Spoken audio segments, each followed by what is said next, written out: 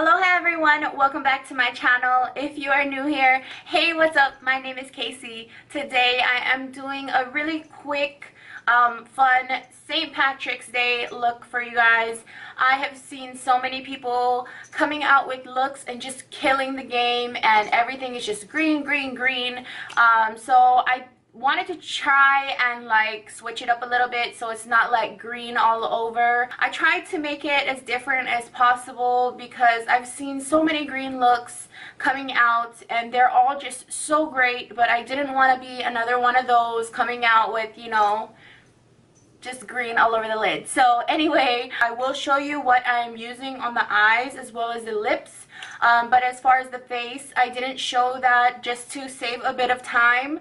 But like always, I will leave all the products in the description box down below. And before I forget, if you aren't already, please go ahead and subscribe to my channel. Join my little ohana that I have here. I promise we are loads of fun. And yeah, without further ado, let's just jump right on into this St. Patrick's Day tutorial.